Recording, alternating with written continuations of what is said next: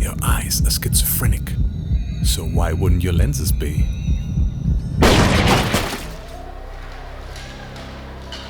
This episode is all about anamorphic filming or anamorphic photography for a little bit of cinematic magic. An epic journey of discovery lays ahead of you, from the simple basics all the way down the rabbit hole from where a few filmmakers return. In a nutshell, anamorphic is about squeezing an image horizontally during filming and de-squeezing that image for viewing. To achieve that, specially designed lenses are used. Such a lens is called an anamorphic lens, or sometimes simply a scope. When we see movies that are shot in scope, there's something in the image that is hard to pinpoint. Like tears.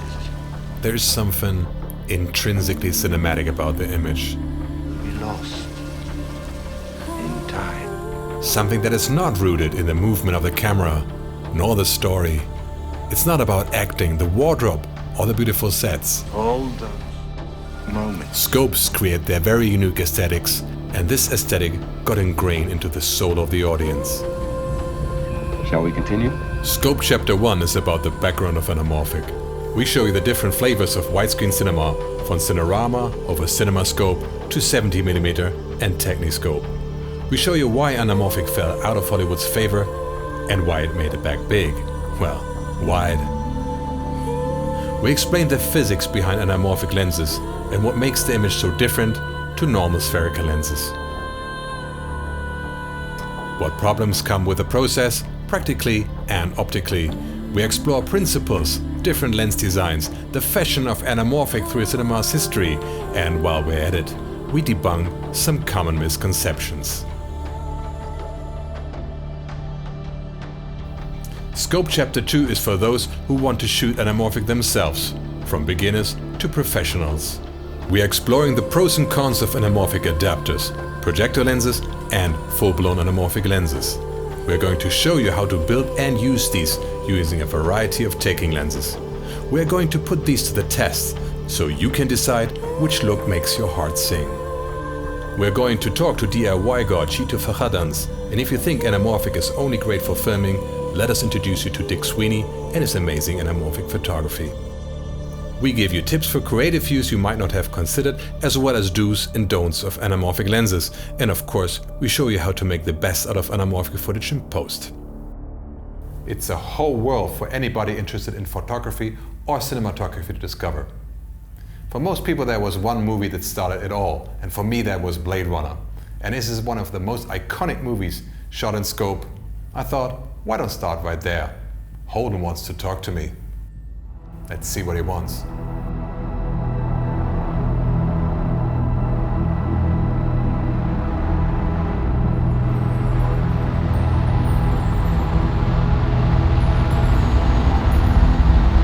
Next subject, Kowalski Leon.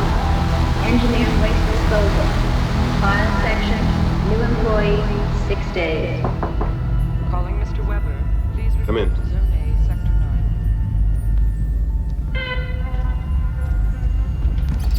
Replication section, level 9. Sit down.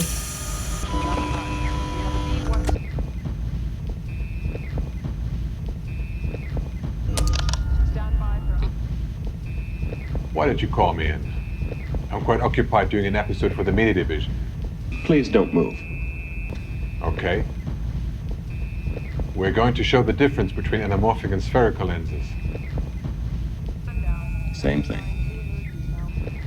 Not really. An anamorphic lens has optical elements that squeeze the image horizontally. And in post or during projection, it's unsqueezed, so... Doesn't make any difference. You might think so, but it absolutely does make a difference. An anamorphic image has unique characteristics that we associate with big cinema. Why is that, Leon? They're just completely hypothetical. Well, I think we will be able to show you that it's not, and explain exactly what makes the difference. Take, for example, Blade Runner. What? Never mind. By the way, I stopped smoking a while ago, and the smoke bothers me a little. Would you mind if you... What was that for? It's a test designed to provoke an emotional response. If you want an emotional reaction, go and ask me about my mother. They're just questions, Leon. Shall we continue? Describe in single words only the good things that come into your mind. About your mother? My mother? Yeah. Let me tell you about my mother.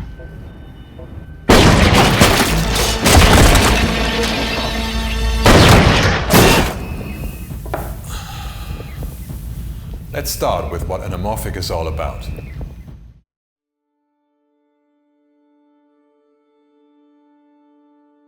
This is one of our test setups for a practical part.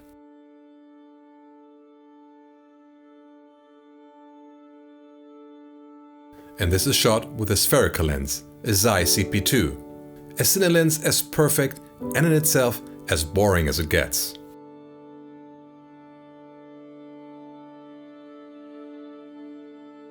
To have a better comparison, we will crop this image to a typical cinema widescreen aspect ratio.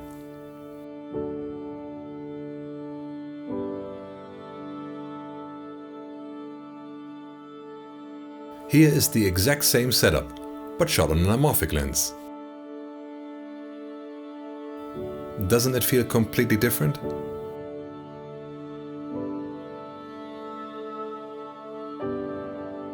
What is anamorphic all about? It's about getting a wide field of view. Applying an anamorphic lens to a camera squeezes an image.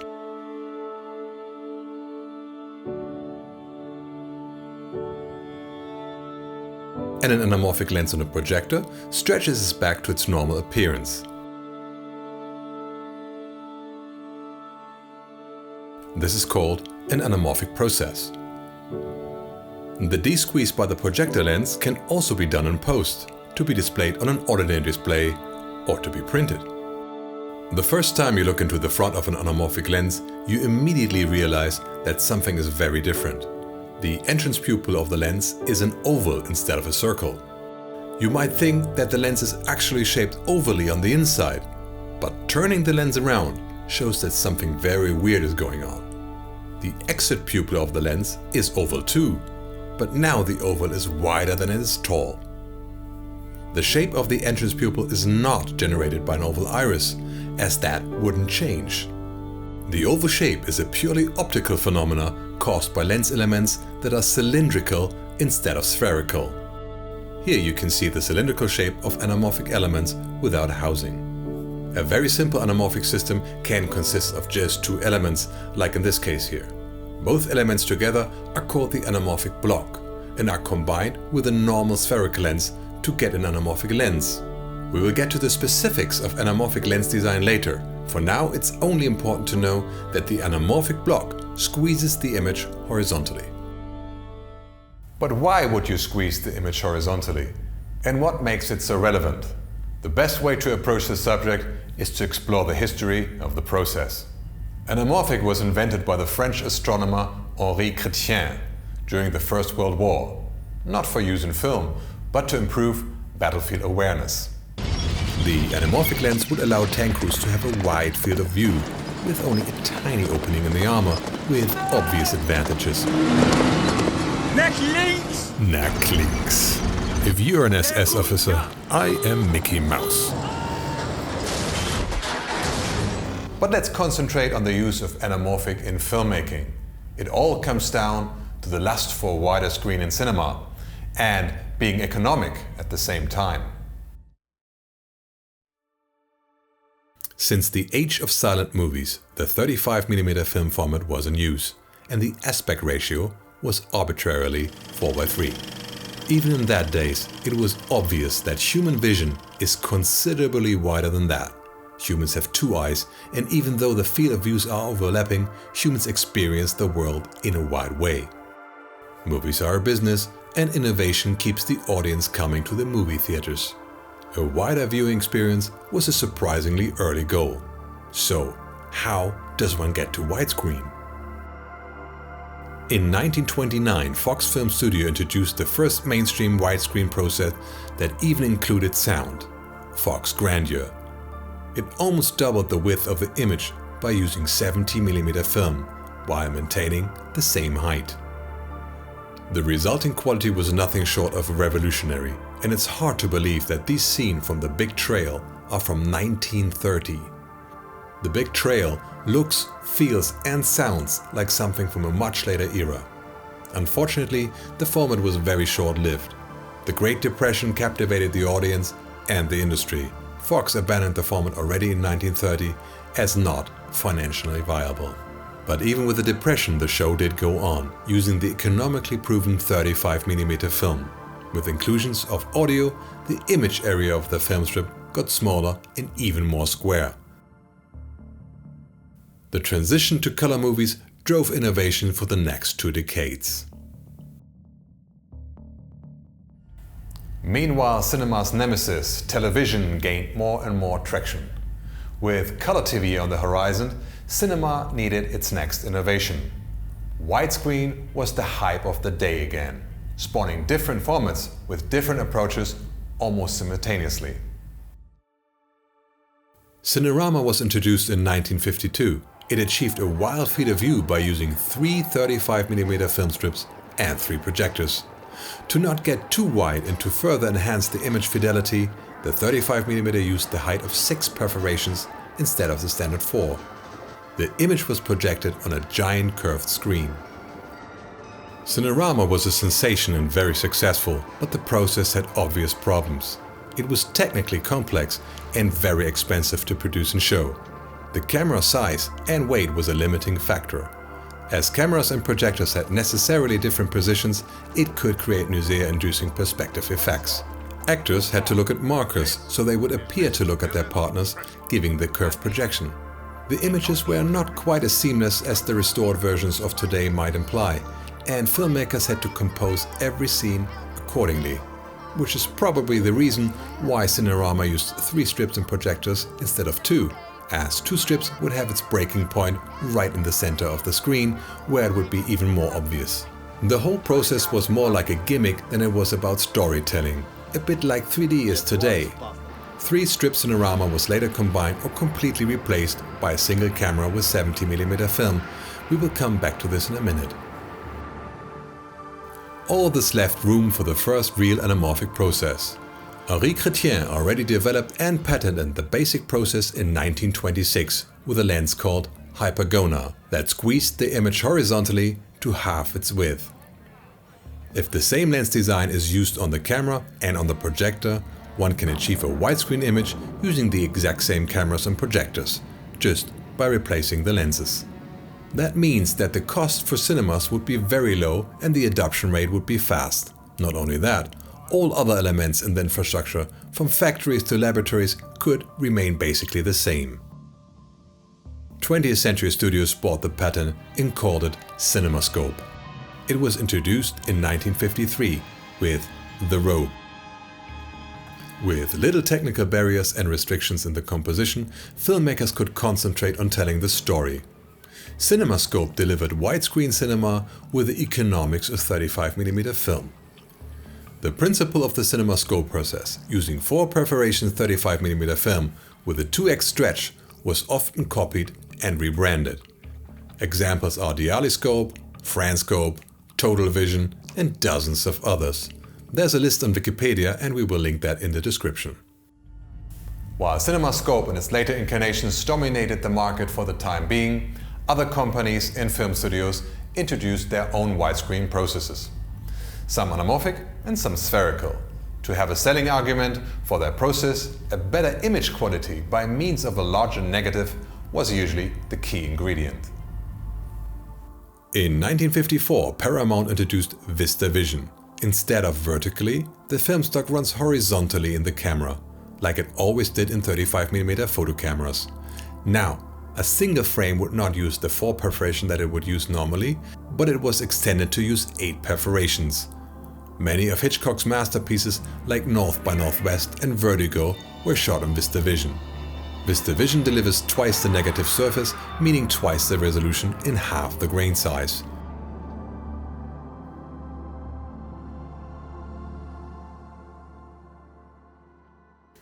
For comparison, here's a 4-perforation 35mm production with rear window. What do you think? The stronger grain in the negative is quite apparent. In 1955, the Todd-AO 70mm process was introduced. It is very similar but not compatible with Fox Grandeur process using a 5-perforation film running vertically in a camera. The developer behind it, Mike Todd, was also involved in the Cinerama development and wanted to do Cinerama out of one hole.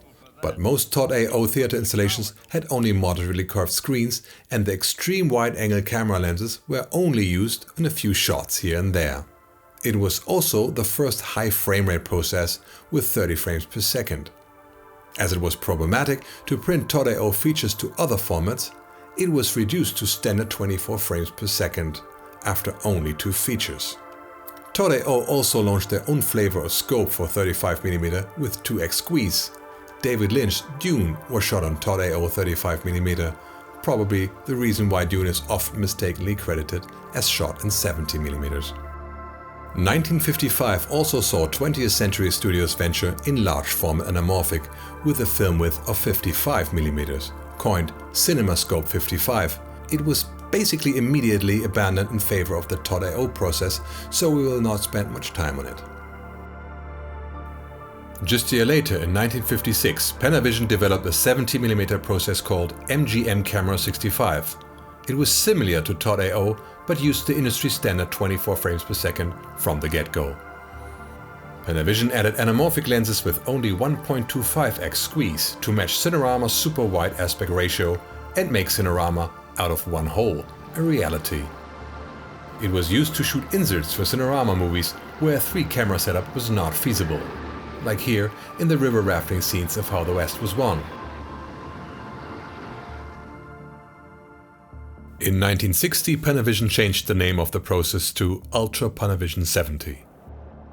Ultra Panavision 70 was also used for normal presentations. The process might be best known for Ben-Hur and for Tarantino's The Hateful Eight that resurrected the format in 2015. Ultra Panavision 70 lenses were also used on an Alexa 65 for Star Wars Rogue One. Panavision paired the process 2 years later with spherical instead of anamorphic lenses under the name Super Panavision 70. This format saw iconic features like Lawrence of Arabia and, of course, Kubrick's 2001, A Space Odyssey. Technicolor launched Technirama in 1957. It used the same concept of horizontal 35mm film that VistaVision used, but combined it with an anamorphic process.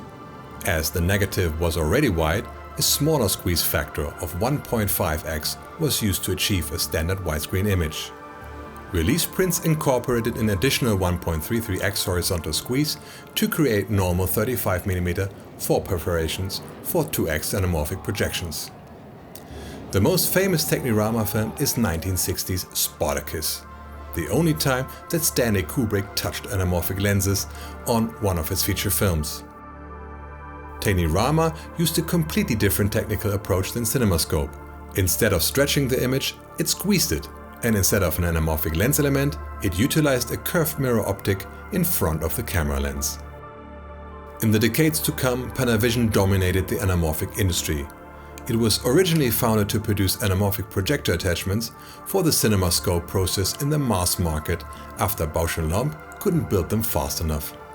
Panavision founder Rebirth Gottschalk soon improved upon the anamorphic camera lenses by creating a lens set that included dual rotating anamorphic elements that were able to avoid the dreaded anamorphic mumps. This lens set proved to be extremely popular with studios, and while many continued to use CinemaScope in marketing and credits, the lenses used were actually built by Panavision. By 1967, even Fox had begun to abandon CinemaScope for Panavision.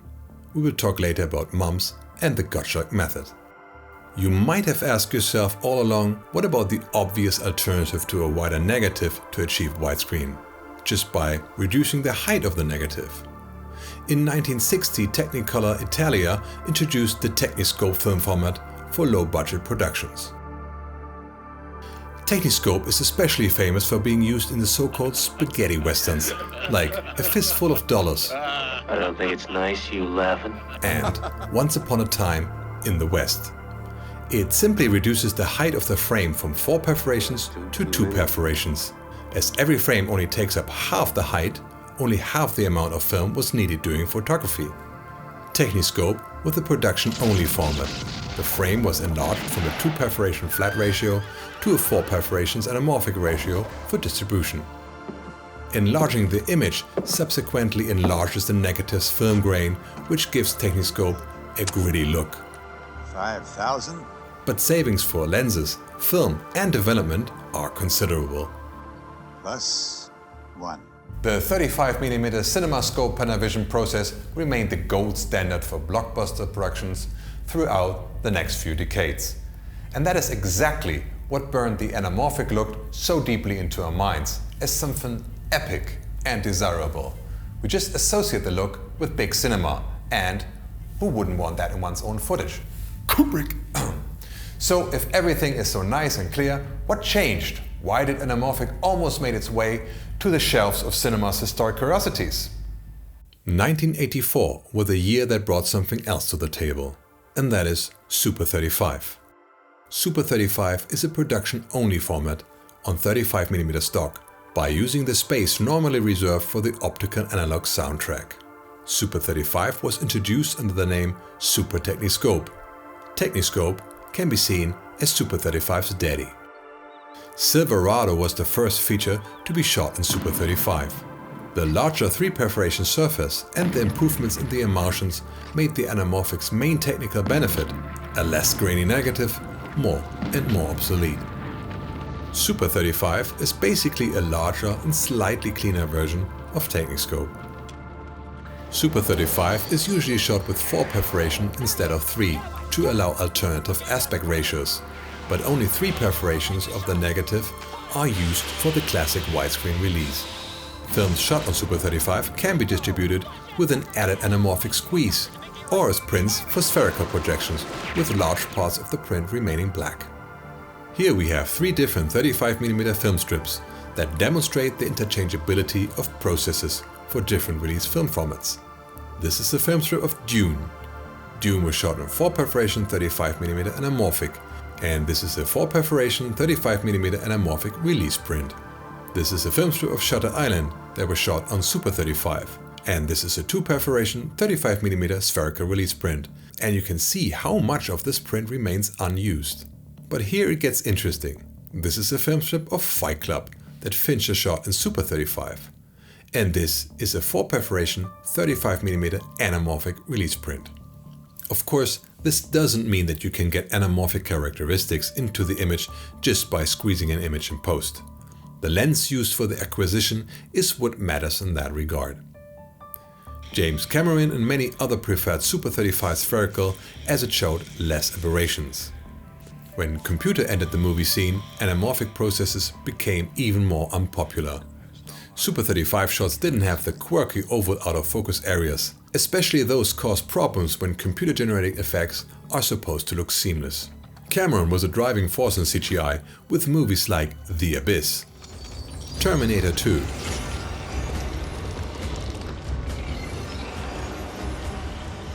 and of course, Titanic. CGI and the success of these movies almost killed anamorphic. Super 35 would remain the preferred blockbuster format for over a decade. Anamorphic was still used whenever a nostalgic element was desired. Ironically, it was the computer again that caused the resurgence of anamorphic lenses. Digital cameras had their breakthrough around 2010 with the release of the Arri Alexa and the Red 1 camera. Many deemed the digital image too sterile. A softer, more romantic anamorphic look became popular once again. The evolution of CGI brought better models to simulate anamorphic characteristics, and the aberrations can now sell a visual effect as it helps to fuse reality and CGI together. A very beautiful example for the power of imperfections, like here in Ex Machina.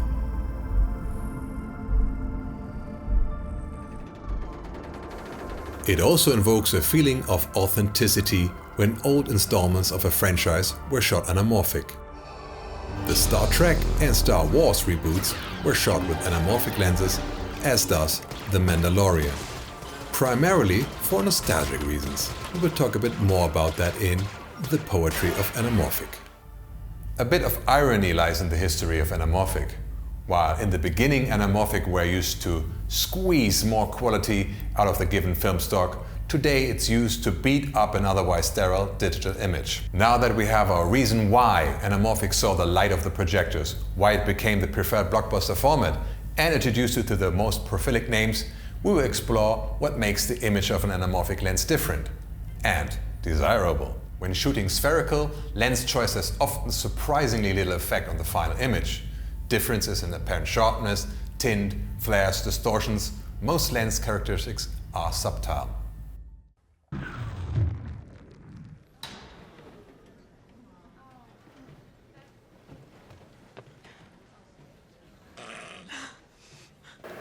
This is our test sequence shot with a Zeiss CP2 macro cine lens. And here we shoot the same scene with a vintage Canon FD 35mm f2.0 concave. We chose these two lenses because they are as different as it gets given our arsenal and the specifics of the shot. Most of the time you will have to open up the lens pretty wide or look for very specific things to tell vintage from modern or cheap from expensive. With anamorphic lenses, that is quite different. The lenses have way more character and quirks, vastly different sharpness, distinguishable flares with different colors and shapes, heavy aberrations, wonky breathing, wild distortions. Shooting anamorphic is to embrace many things that were once considered flaws and are today tools to breathe soul into the sterile digital world. It is often proclaimed that shooting anamorphic generates its own perspective. And it really depends what you mean by perspective. In common language, that could mean that it just has its discernible characteristics, which it absolutely has. But if you mean perspective in a geometrical way, no. An anamorphic lens has basically two focal lengths in one. The real focal length that is written on the lens, for example, 80mm. And with a 2x scope, like in this example, a 40mm at the same time. Many people think that different focal lengths would have different perspective, but that's not true. Perspective is generated by the distance between the camera and the subject only, which is why the perspective of an image taken with a tiny phone sensor can be identical to a full-frame camera. That is the equivalency of lenses. As both focal lengths of an anamorphic lens are necessarily in the same place, the perspective is the same as when using a spherical lens.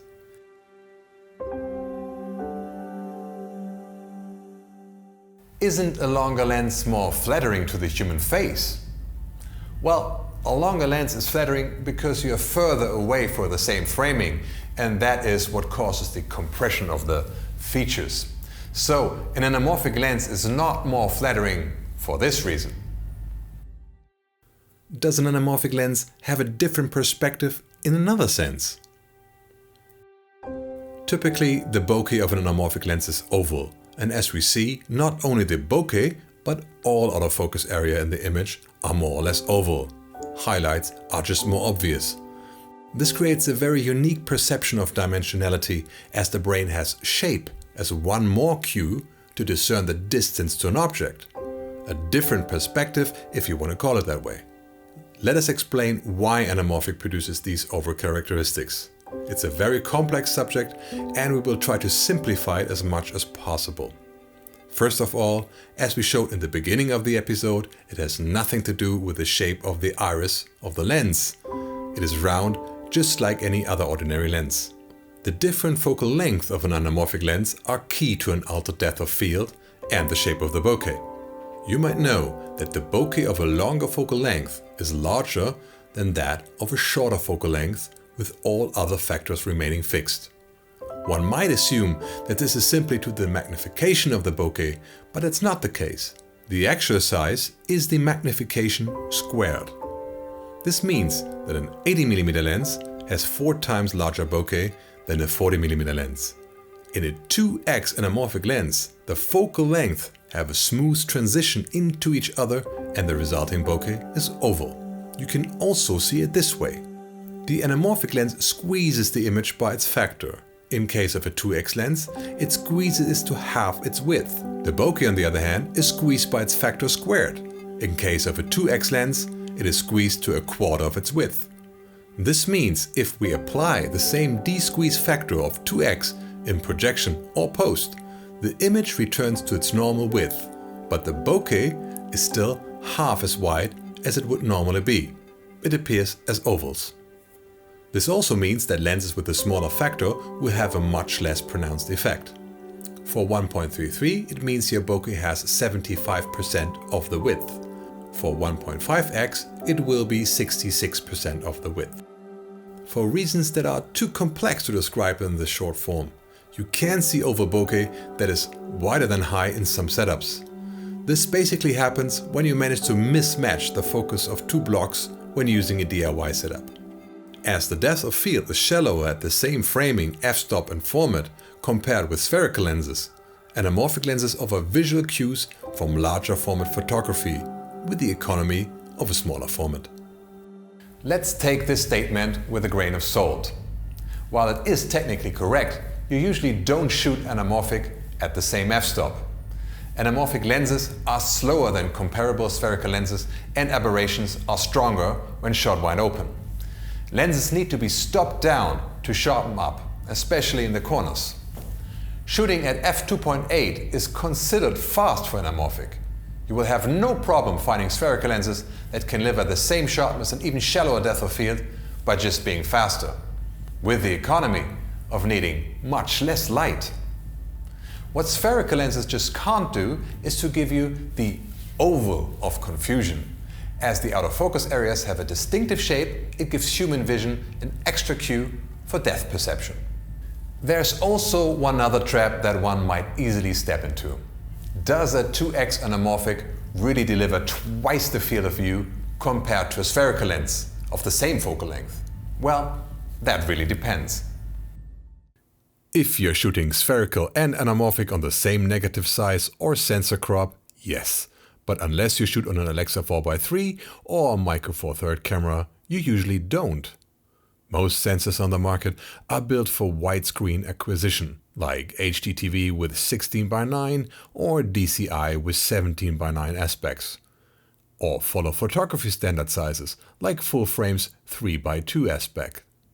If you shoot anamorphic, you will shoot a 6:5 or 4:3 crop on those sensors, or crop to something like that in post. Otherwise, your image would get way too wide, and on top of that, the anamorphic lens is very likely to vignette outside of the crop it was designed for. If you're shooting 80mm 2x scope utilizing a 6:5 crop on full frame sensor, you will yield a much smaller field of view than when using a 40mm spherical lens and the same full frame sensor without cropping in. We will not go into details why lenses flare in general. There are many different kinds of flares and reasons why lenses flare, or how coatings help to improve light transmission and reduce flare. Just this much. When light hits the surface of glass to air, part of the light reflects and part of the light enters the lens. Light can bounce inside a lens, reflect on iris blades or other shiny features of the lens. The color of the flares depends on the color of the light entering the lens and the coating of the lens elements. Every lens has its very unique flare characteristics, that is the combined product of its optical design, number of elements, coatings, glass, mechanical features, and last but not least, the state the lens is in. Things like scratches, fungus, radioactive decay, or just dust and dirt will alter the original characteristics of a lens. Anamorphic elements do have their own flare characteristics that add to the characteristics of the spherical elements, some more, some less. Let's get to the elephant in the room, horizontal flares. Most anamorphic lenses produce a distinctive horizontal flare. So distinctive that it's usually the first thing that catches the eye. You could say that horizontal flares became part of pop culture, being strongly associated with many perceive as the cinematic look. They are often enhanced for dramatic effect and sometimes faked and stylized, sometimes even in pieces that are shot anamorphic, like here in Donnie Darko. We will talk about faking flares later. Therefore, it is something that many new users seek to reproduce. This goes so far that these flares tend to be a bit overused. Ready for warp, sir. Let's punch it.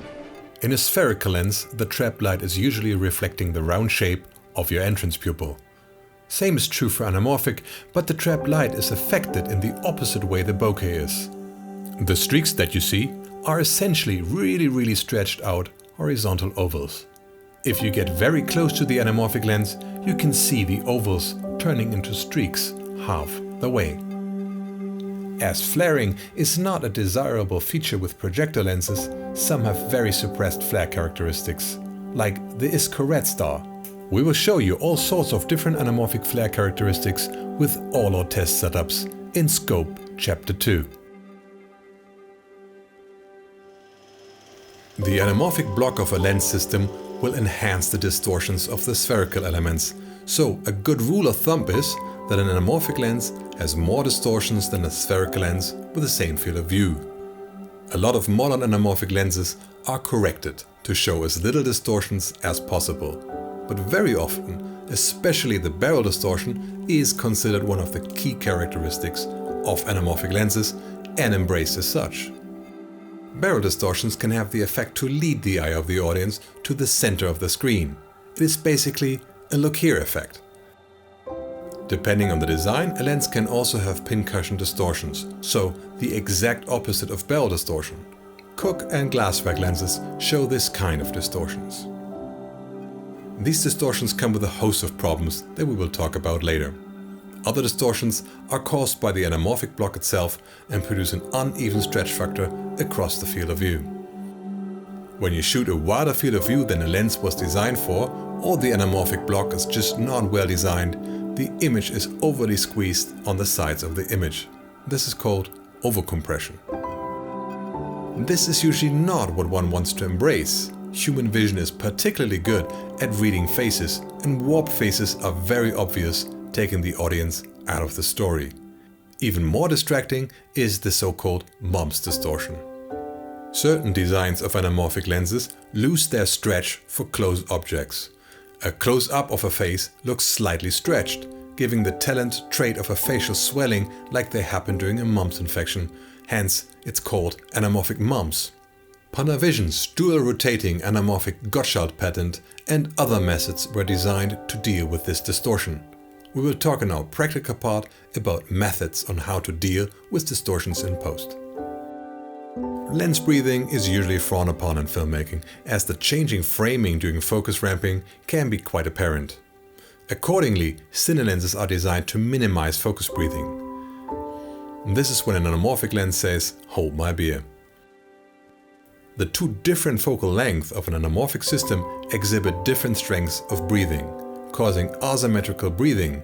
Even modern corrected lenses show considerably more breathing than their spherical counterparts. Anamorphic breathing is sometimes described as more dramatic, and Panavision's Gottschalk method pronounces breathing, which is why anamorphic films throughout history are full of asymmetric breathing, like here in The Untouchables. Here and installation.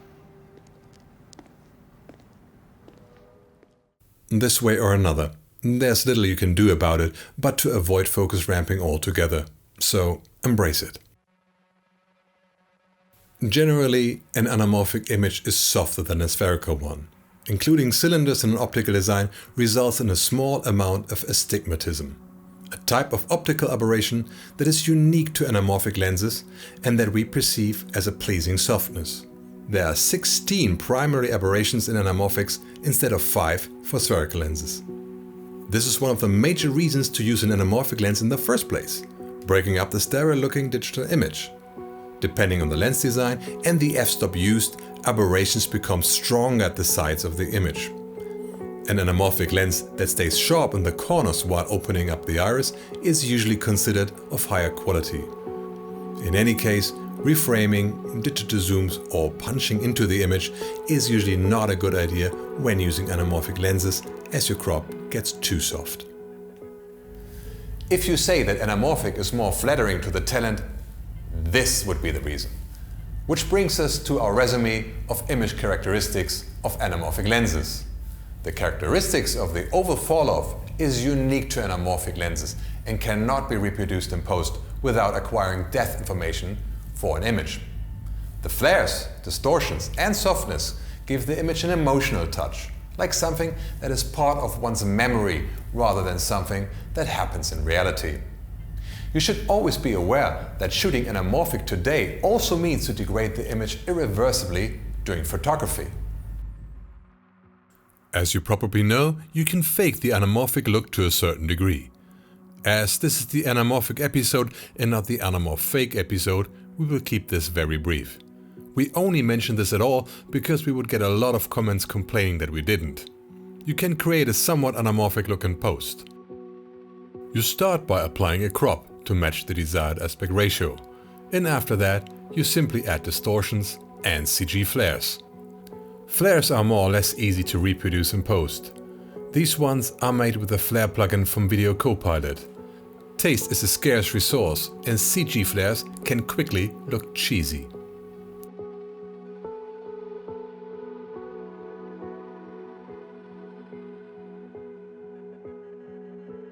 Alternatively, you can go the practical route and use a fishing line attached to the lens that generates light streaks that resemble the horizontal flares of anamorphic a bit.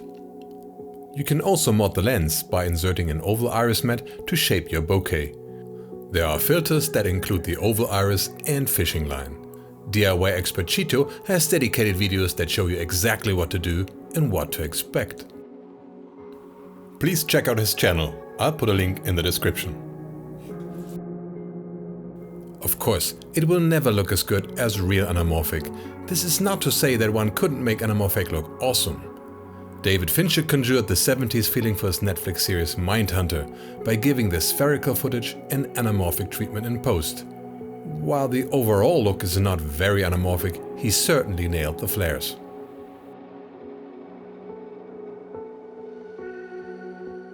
By the way, there is anamorphic. John Wick looked very distinctively anamorphic using Vantage Hawks, but these lenses didn't perform to the team's liking in dark scenes, so those were shot spherical and Cook lenses. The production team behind the sequel decided they wanted a sharper look and more flare control, so they went for the RE Master Anamorphic. These tend to flare very little, so they added a custom streak filter directly to the sensor of the ARRI Alexa. The result is a quite unique flavor of the anamorphic look. Love it or hate it, it embraces and amplifies the comic style of the John Wick series. So, if you choose to go the anamorphic road, go ahead, make my day. There are different ways to achieve an anamorphic squeeze or de-squeeze. One can use prisms to skew the image, or a curved mirror in front of an ordinary lens, or cylindrical lenses. We will stick to the cylindrical lenses as the only design that's really relevant today. Let's go back to our simple anamorphic block from the beginning to go into the specifics of an anamorphic lens design. Like we explained, an anamorphic lens consists of an anamorphic block that adds a squeeze or stretch, and a spherical block just like any other lens. A spherical lens can be rotated without affecting the image. A cylindrical element has to rotate by 180 degrees to have the same effect. This is why an anamorphic block and the elements within it have to be fine-tuned to align to each other and the spherical lens. To focus a spherical lens, you can move the whole lens back and forth. Or you can just move the relevant elements while the rear elements stay in place. With anamorphic, to get a sharp image you need to make sure that there's no astigmatism. If you only move your spherical elements and keep the cylinders untouched, you will always get astigmatism and no sharp image at all. Focus cannot be achieved by moving the whole system back and forth anymore. The simplest way to focus is to move the spherical block as usual and to focus the anamorphic block separately. This method is called double focus. There are cine lenses that work in exactly the same way, but they have one focus ring. They simply couple the focus systems mechanically. movements of the spherical block back and forth, and movement of the cylinders closer and further. This method is called mechanical synchro. The original CinemaScope lenses built by Bausch & Lomb used this method. Also, the PNS Cover Evolution that we will test in our practical episode are focused in this way. Mechanical synchro has its downside. As your cylinders move closer for close focus, they lose potency and generate less squeeze. Sometimes a 2x lens will become a 1.7x lens at 1 meter close focus, and manufacturers will limit close focus there because generally the closer you go, the more squeeze you lose. In the old days this was a problem because the d-squeeze during projection was fixed at 2x while the squeeze during acquisition varied. Close-up shot of actors looked like their faces were swollen, which is why the phenomenon was called anamorphic mumps. These days you can counter this in post, but it's cumbersome. We will talk more about anamorphic mumps later. Panavision has its own method. As we mentioned before, it was key ingredient to their success over Bausch & Lomb designs. The anamorphic block is fixed, while the spherical block moves behind it. Two lower power anamorphic elements are added between the two blocks, or inside the anamorphic block. They are rotated so their effect cancels itself out. When focusing the spherical block, the lower power elements are rotated in the opposite directions, focusing the anamorphic block without losing squeeze. Now you get a constant 2x squeeze. For this reason, they are called the counter-rotating astigmatizers. While the optical design is by Wallin, this focus method is named after Panavision's founder and lead engineer as the Gottschalk method. It is said that the first Panavision lenses are Bausch & Lomb CinemaScope Baltars, with this mechanism inserted into them. These days, Catwell Chameleons and Xelmus Apollo use this focusing method as the patent expired. Simpler and easier to service is the method used by Todd-AO. The principle is similar to the ones used by Panavision. The spherical block moves while the anamorphic block stays in place.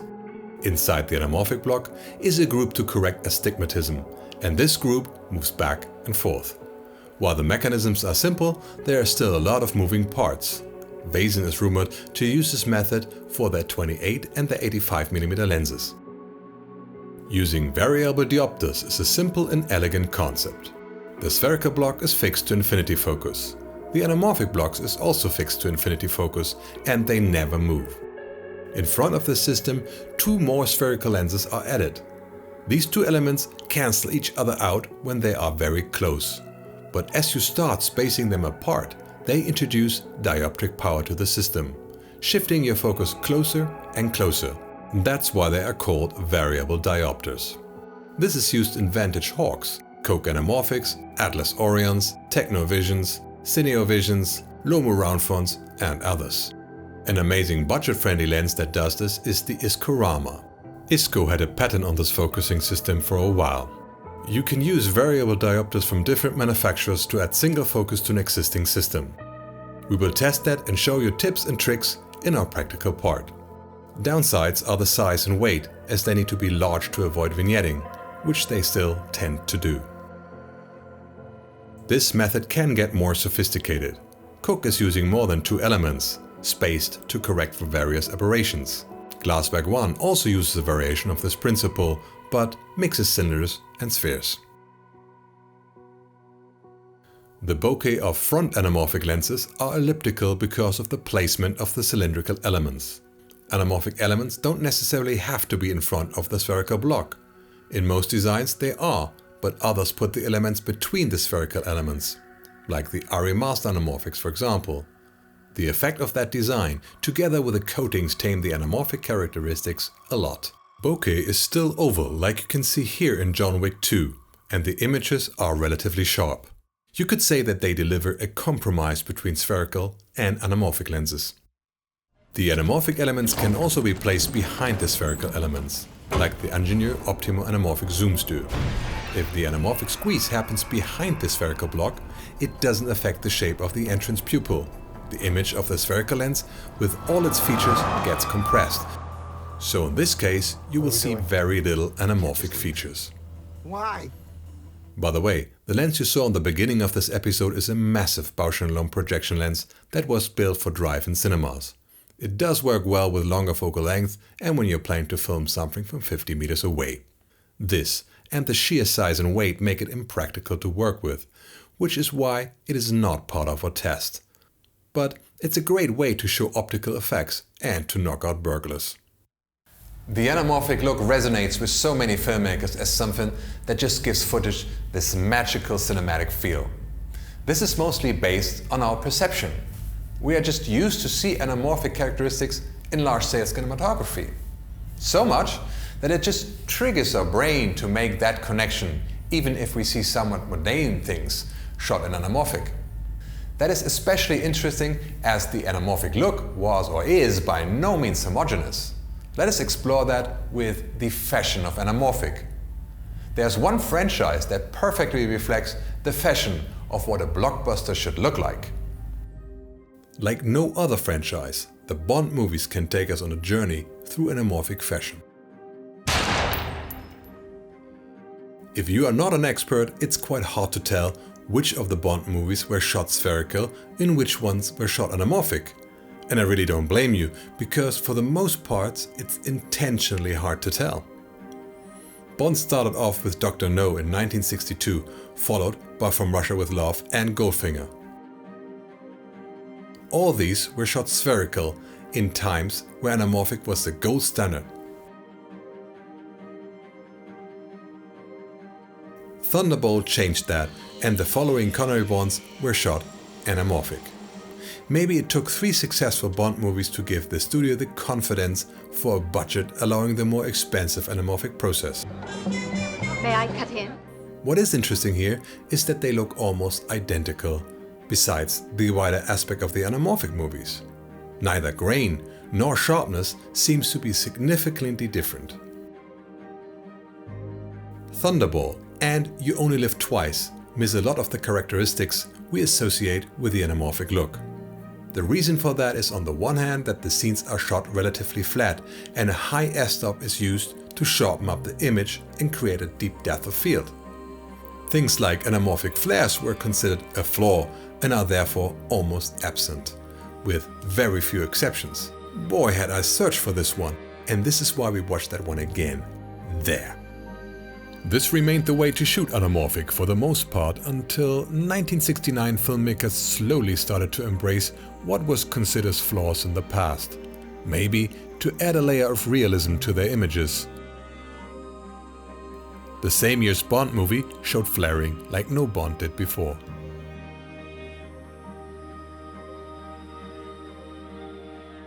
The first Roger Moore Bond, Live and Let Die from 1973, didn't only introduce a new Bond, but it also returned to spherical lenses.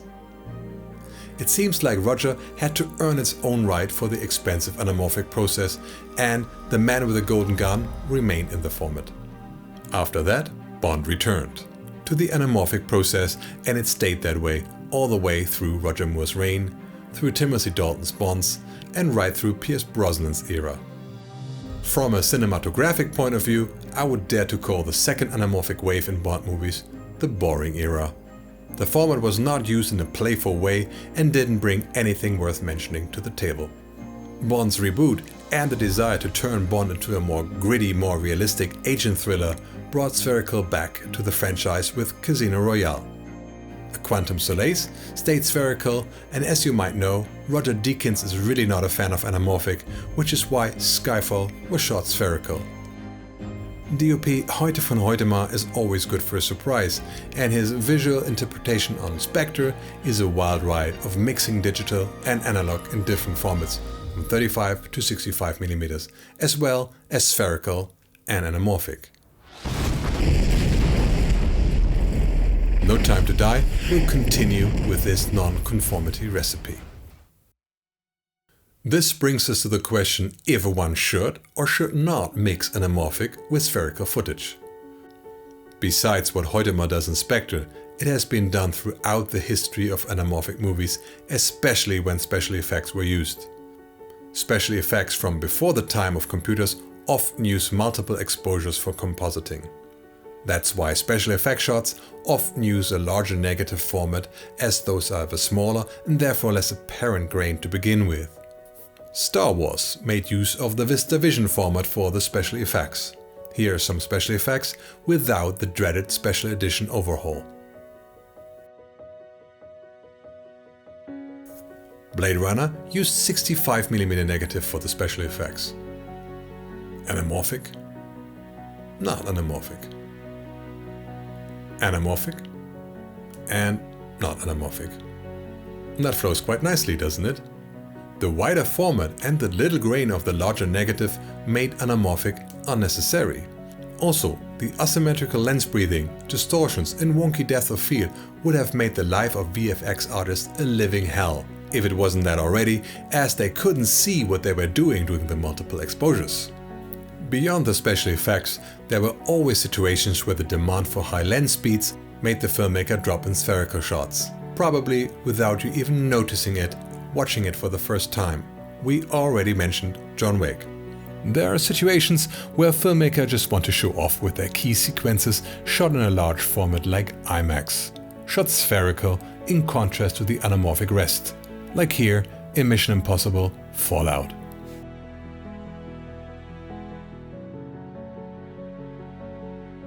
Like we said before, anamorphic can give you a vibe of something that is part of one's memory rather than something that happens in reality. It can work as a poetic abstraction, which is why mixing anamorphic and spherical can be used to differentiate parts of a story, like different timelines, perspectives, or altered state of mind. In Interstellar, Christopher Nolan and Hoyte Hoytema utilize an anamorphic 35mm to invoke a world in decay, in contrast to spherical IMAX as an element of hope. This is a sequence of Westworld that is generally shot spherical. But in the second season, one of the protagonists enters a virtual world that resembles the outside world. Still, we immediately know that something is different and that we're not in Westworld's reality anymore. The scenes look like a dream state, utilizing an expressive anamorphic look. This will also give us another opportunity to compare spherical and anamorphic shots that are otherwise very similar. What looks more cinematic to you? You can count on Wes Anderson to turn this principle upside down. In the fabulous The Grand Budapest Hotel, the anamorphic scenes are the reality, while the story being told within that reality is shot spherical and is presented with a native 4 perforations 35mm aspect ratio. So, can one mix spherical with anamorphic? Yes, and absolutely yes. Very good. But like always, you better know exactly why you do and when. The Grand Budapest Hotel is a perfect example for our next segment. How does one compose for an anamorphic image? Just like one would for any other widescreen image? One should keep the limitations of the specific lenses used in mind.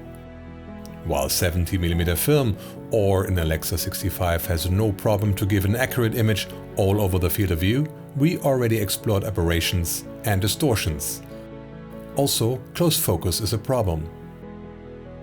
Anamorphic can become a limiting factor regarding placement of objects within the frame. It is usually a bad idea to put an important feature of the image too close to one of the sides. Anamorphic lends itself to center compositions for purely technical reasons. That doesn't mean that you can't or shouldn't place objects in the corners. One should just have an eye on technical issues in that regard. If we are talking about framing for a wide aspect in general, of course it's a fact that a wide aspect ratio lends itself to different compositions compared to a narrow one. It just offers different possibilities that are interesting to explore. While the human body or face are vertical, widescreen movies have proven again and again that this doesn't need to be a limiting factor. We could make a dedicated episode just about composing, but as this is the anamorphic episode, and as anamorphic is not even necessarily wide, we will keep this part brief. It is interesting what the man himself, Ridley Scott, has to say about framing for widescreen. It's not an easy thing to meet your maker. I always love working with anamorphic because you have this beautiful fall off behind him where everything's sharp, The pieces are sharp, Terrell is just sharp, everything's falling away behind him. That's the beauty of anamorphic. People like to justify it saying, well, anamorphic's good because you've got big wide shots and landscape, but that's rubbish because films are everything from wide to medium to close. At least mine are. So I've got a pretty well developed eye, so I fall into whatever context it is and I have no problem with it.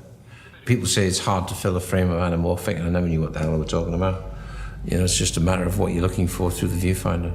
You design the shot here and the props to outshift things out to fit the frame. Given today's technology, there's usually no technical reason to use anamorphic lenses, and quite a lot of reasons not to. With most cameras, you will not use the whole sensor using anamorphic lenses. Anamorphic lenses are more expensive, larger, heavier, have more flaws, and are harder to focus. On top of that, it's harder to add CG elements.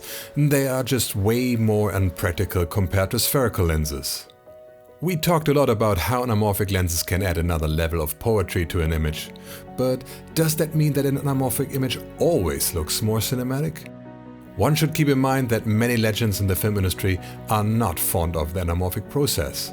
Stanley Kubrick only shot Spartacus anamorphic, and he never looked back. That must have been a horrible experience.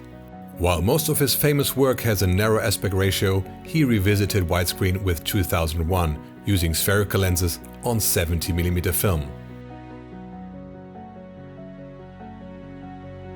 2010, the year we made contact, recreated Hell's Server Room, and 2010 was shot anamorphic. This gives us another chance to directly compare the effects of anamorphic lenses with spherical lenses in very similar circumstances.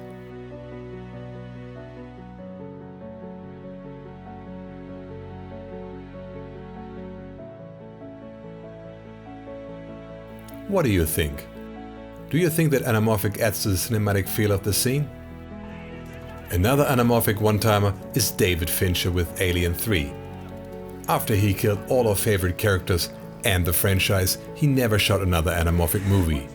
He went on to shoot masterpieces like Seven and Fight Club that are very cinematic. Okay!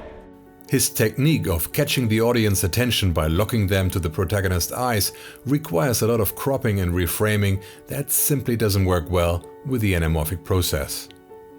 Roger Deakins famously doesn't shoot anamorphic, stating that this is based on his roots in documentary work.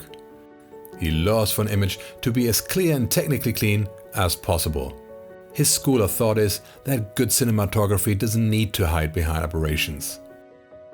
Alfred Hitchcock never shot anamorphic, though it's not clear whether he disliked the process. He was contracted by Paramount, and Paramount was invested in VistaVision. 4 of Hitchcock's features used the wider negative. And of all the people, there's Ridley Scott.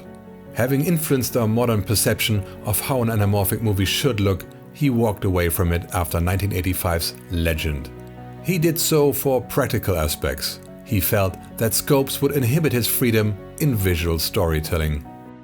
We think it's very safe to say that you can make spherical lenses look as cinematic and iconic as you can using anamorphic lenses. There are just so many fabulous filmmakers that prefer spherical lenses. And so many iconic movies through history that have been shot spherical. It should really sober one up and think out of the oval. Never use anamorphic as an excuse for lack of soul in your cinematography. Shooting spherical can be liberating, because one thing is for sure: shooting anamorphic is unpractical. The lenses are slower, and shooting with higher f-stops to sharpen up the image requires more light on set. Most anamorphic lenses are heavier, making it harder to move the camera freely. The softness and wonky depth of field makes it harder to focus. It is more likely that you have to repeat a shot just for that reason. With anamorphic movies, you see a lot of missed focus, like here in Rachel's famous walk-in scene. Here's the plane of focus, and she walks right out of it.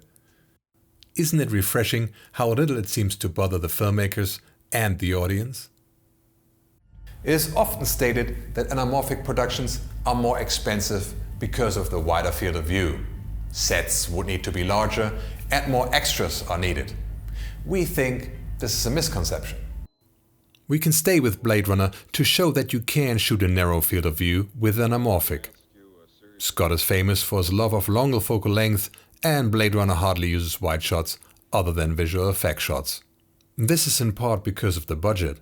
Scott made test shots of the future LA streets using wide lenses, realizing that the width of the anamorphic frame would reveal that the set was much smaller than they would have liked it to be. Longer lenses gave a confusingly narrow field of view. Too many people, too many neon signs, a claustrophobic vision of overpopulation and a feeling of being powerless. And this way, the same extras could run through the frame, again and again, without it being too obvious. I did enjoy the movie La La Land. If you missed it, see it. It's a perfect example for big cinema enjoyed best on a large screen. It invokes the feel of old cinema musicals with a modern twist. One of the ways it conjures the atmosphere is by using anamorphic lenses. And as the absolute counterexample to Blade Runner, it predominantly uses extremely wide lenses, 35mm Panavision C and E to be precise. Wide anamorphic can show strong distortions, and while many consider that as a character, it can be distracting. In a scene like this, it's not a problem. But in the moment a scene gets graphical, it does. I get OCD when I see a street bending of the frame from distortions like here. There, better. La La Land also shows how important it is to keep the horizon leveled. In this scene, the distortions and a moving horizon caused by a swinging Steadicam caused me to get seasick in cinema. No, really, I started feeling seasick. With filmmaking, there's always one golden rule. Does something help to put the audience into the story, or does it pull them out of the story? In the moment it does the latter, it can become a problem. Anamorphic is about taste. Do you like it, or don't you like it? And what about it do you like? What do you dislike? You may like anamorphic images, or you may not.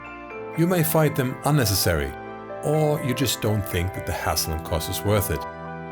Or you might simply be in love with anamorphic. Today, anamorphic is ultimately a matter of taste.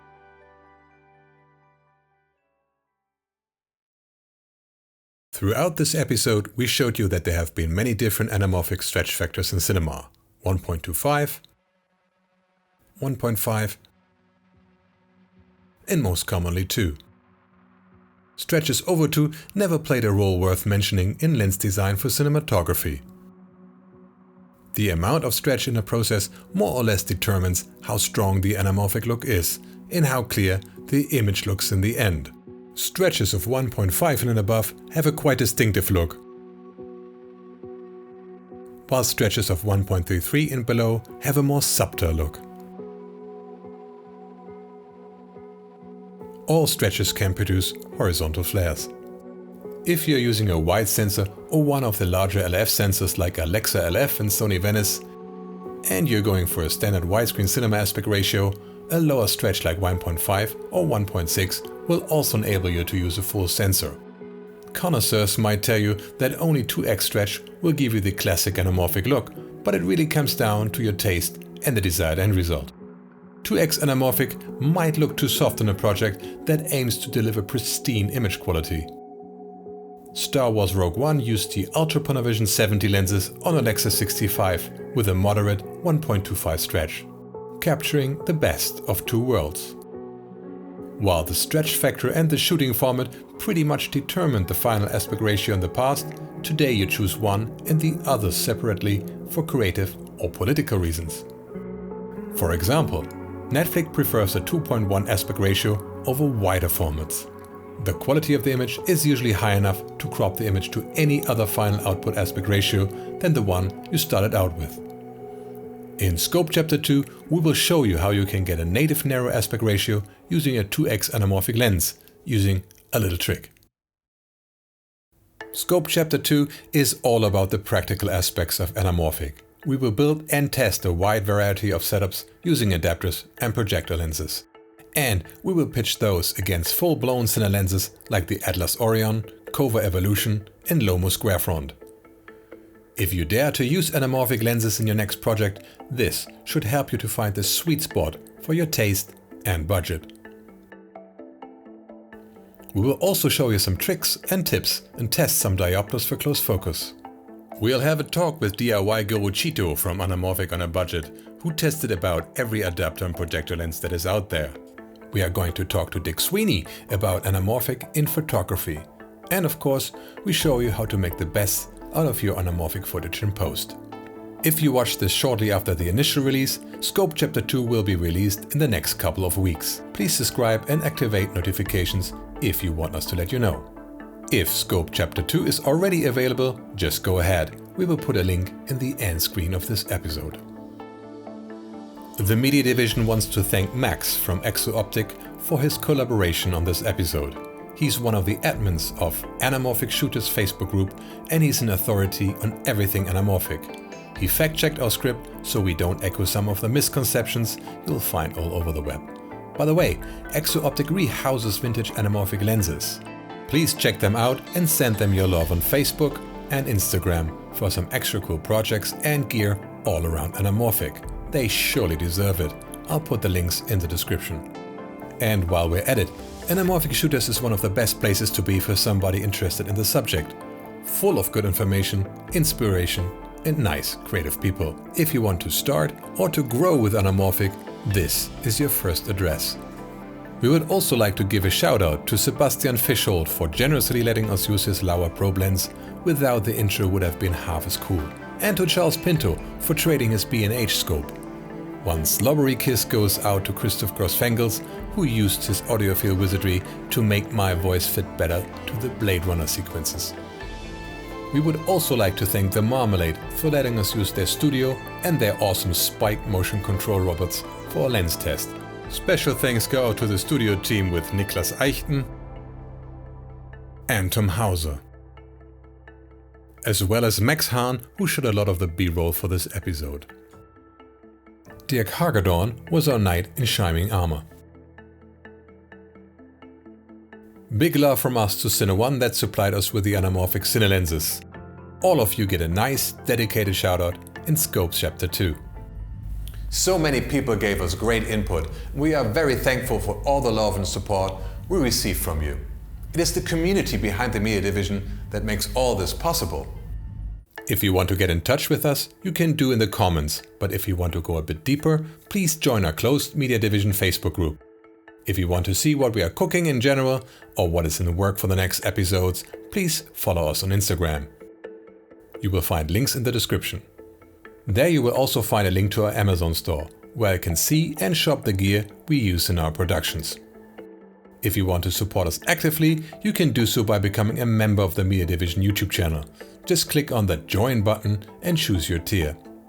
With this God tier, you can show us a little love by supporting our work with 99 cents per month, enabling us to make more and better content for you.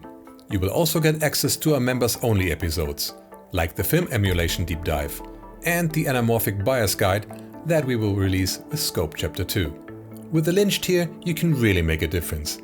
For $4.99 a month, you will gain access to the action packs that we release with every episode. This will include LUTs, footage, templates, and many other cool things related to each episode. This time, we will give you the LUTs we used for the night sequences as well as the Blade Runner spoof, and a bit of the original night footage to play with and to evaluate the quality without YouTube compression. We will also give you the After Effects project of the lens design part that utilizes the Element 3D plugin.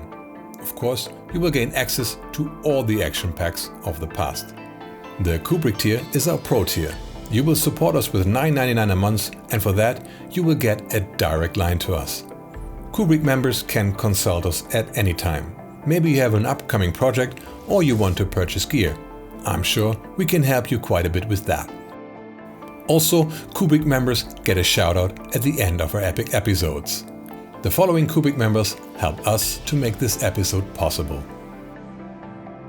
Andy Lynn, Anthony Corbin, Alex B, Bat, Brian Alexander, CAG20, Chris Brad Jones, Christian Matt Grab, Emmanuel Franca, Eugenio Triana, Felicien CG, Forrest Gibson, Goran Stebik Film Production, Ghazi Sutton, H3FF01, Joe Matthews, John Griffith, Magnitude, Malik Scarborough, Mark David Strode, Maureen Crameri, Max K, MG Kaplan, Mick Lexington, Nolan Putton, Piero Van Burrick, Prentice Ryan Sneed, Raoul Jill Jr., Raoul Quers, Ryan Giants, Sheldon Schwartz, Shrabble, Stephen Beasley, Stephen Caban, Stephen Cameo, Tao Tao at NYC, The Ghost That Walks, The Woman That Doesn't Want to Be Named, Tim Knight, Tony Watimena, Ukrik Vanagozon, Wolven Production, Yankip. Thank you so much, Kubricks. This is your video. Of course we love all our other members too. Please consider becoming one of our supporters by joining one of our tiers. In any case, leave us a like if you think that we deserve one. Thanks a lot for hanging and hope to see you in Scope Chapter 2 or any other of our epic episodes. I'm Nicholas, signing out with Nerdylicious wishes. Shoot something amazing.